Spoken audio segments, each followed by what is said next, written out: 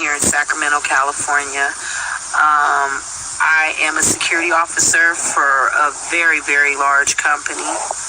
I had 3 truck drivers come out to get to their cars, and they're pissed. So, of course, I see these guys every day. I walk up, I'm like, what's up, guys? And they tell me that they're being sent home today, and they do not know when they're coming back in, because apparently the company who they work for, our client, has just let them know that they do not have enough supplies to distribute out to the grocery stores. I was like, what do you mean y'all don't have enough supplies to distribute to the grocery stores? What they were told by their bosses today, our client, that due to unforeseen circumstances, there has been a massive shortage, and it has happened very fast. Like, they knew it was here, but they didn't know it was going to happen this fast. And apparently one of the big bosses was crying. And that's what the truck driver told me. Very upset. I guess the panic is real now, because the company, my client that we're working for, that's their hustle. I mean, they distribute food products to Safeway, Chevron stations, AMPMs, every kind of grocery store you could think of. Anything that has snacks. This is a situation. 3 whole people got sent home. And so I asked one of the drivers, I was like, well, how long is what kind of route do you have? He was like, I got all grocery stores. It's beginning, guys. Don't worry about who's twerking. Don't worry about who's sleeping with who. Don't worry about Roe versus Wade. Don't worry about all that bullshit. What y'all need to worry about is y'all community and your family. Get it together. Get in your lane, because it's about to go down. That's all I'm saying. Heads up. Shalom. First and foremost, I want to give all praises and glory and honor that's due to Yahweh, Ba'ashem, Yahweh Shai, Ba'ashem, Rukakudah. Double honors to the apostles and elders, a great millstone. Blessings and salutation be to the hopeful elect. This is an article I found from The Guardian. It says a court of Americans open up to taking up arms against government, the poll says. Reason why I put that clip in there is because the shortages and the famines is one of the main reasons why people will go up in arms against the government, because they don't trust them anymore, okay? People are desperate. Desperate times calls for desperate measures, so to speak. So people are literally getting ready to lose their damn minds, man. Okay, so with that being said, it says more than a quarter of the U.S. residents feel so estranged from their government that they feel it may be soon to necessarily take up arms against it, a poll released on Thursday, okay? Now, you people in America, man, you slow bellies, because, I mean, shit, if you look at these other countries, man, they've already done this, okay? From tax reform, reformation, from unlawful lockdowns to, president. Look at what they're doing in Sri Lanka, man. They stormed on the president's palace house, whether that was concocted, set up, or whether that was a real event. The fact that these people, man, they're like, you know what? The hell with this place. So they rolled on it in a man's pool. Why? Because he declared a bankruptcy in Sri Lanka, man. Okay, and be honest with you, America is really bankrupt, because you're in a 30-something trillion dollar deficit, which is on paper, but more like 300 trillion. You see, but you Americans, you don't realize that, because in your mindset, as long as you got a paper dollar in your book bag or your purse or your wallet, whatever you want to call it, you in good case. But you don't even realize that the money that's being printed at the U.S. Treasury, you don't even realize that the money is not being backed by anything. It's a debt note.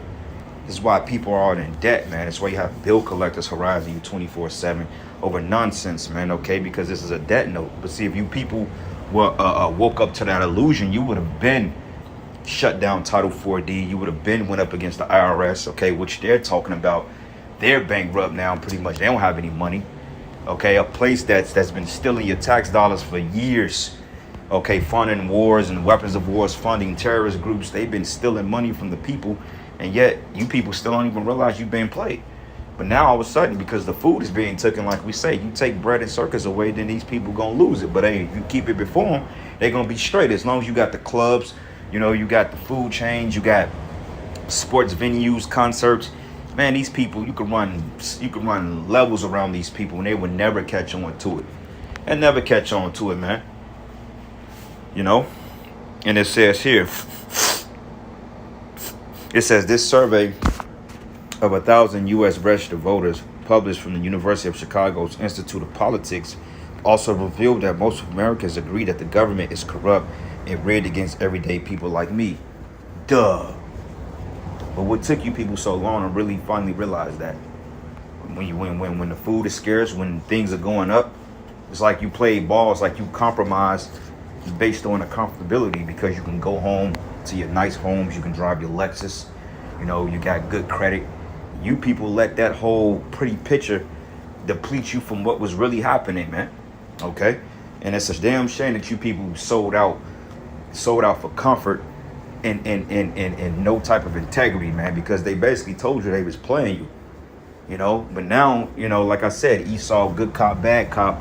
When all the riots start, they're gonna declare martial law over here, because it's this devil. He's got to play hero again. You know, he's got to come up with the bullshit scenario, and then he's got to make it seem like he's gonna be here to save the day. So when people started actually having insurrections on these state capitals and these federal buildings, you know, when they start looking for these senators, these child support judges, and start putting them to death, then Esau gonna declare martial law, because he has to make it seem like the people that's in arms against the government are the bad people. Okay, which in fact, all of you people are wicked. The only righteous ones are the men of the Lord. That's it. Okay, and we catching our hell now, so we can be spared from the impending danger that's doomed to come upon you people. Because, hey, brothers been catching straight hell, man. You know what I'm saying? Just weird.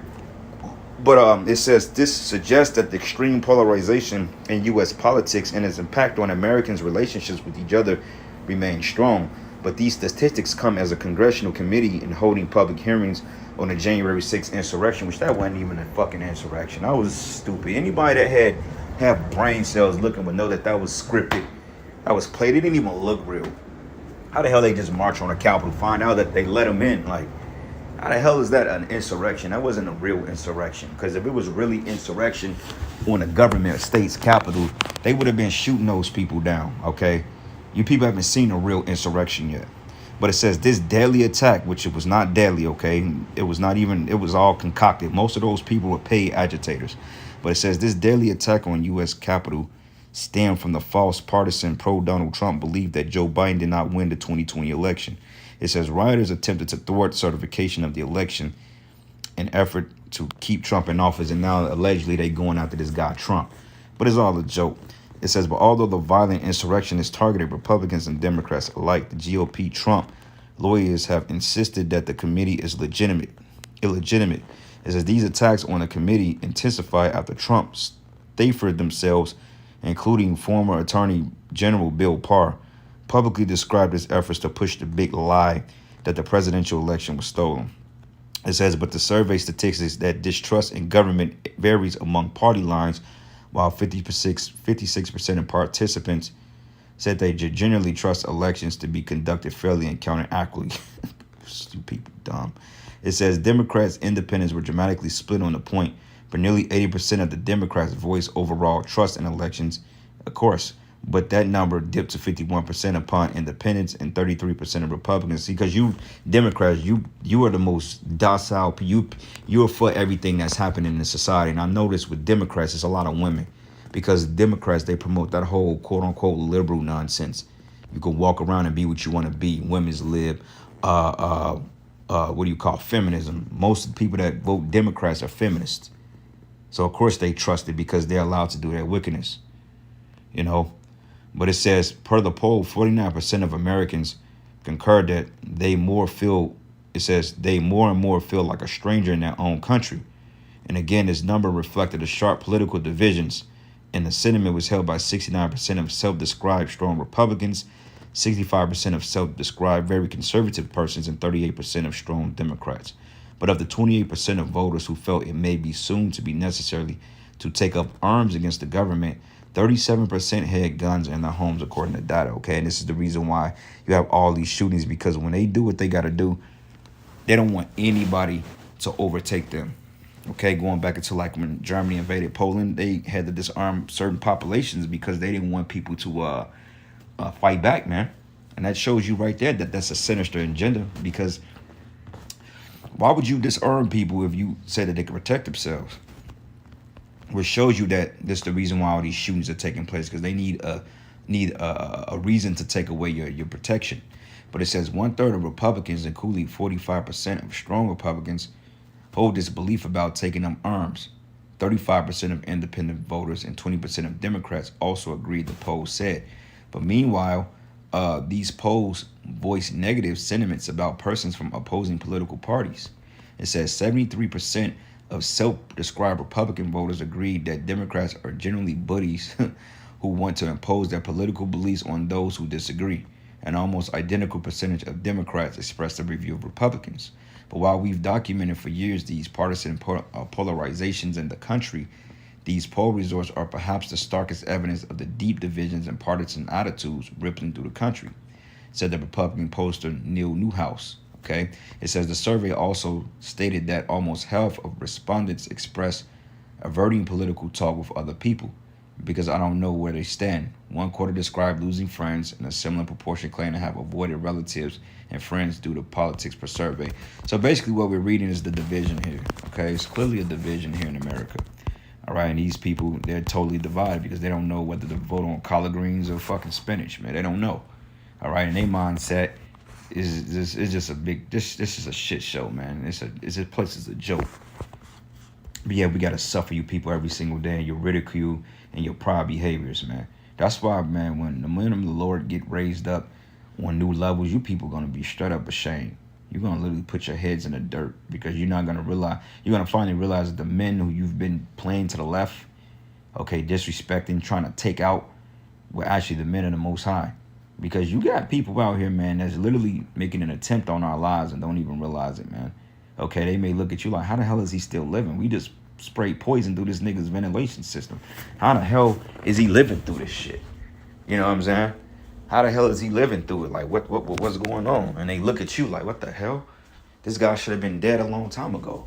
Because that's the Spirit of the Lord keeping us alive to do the work, you know?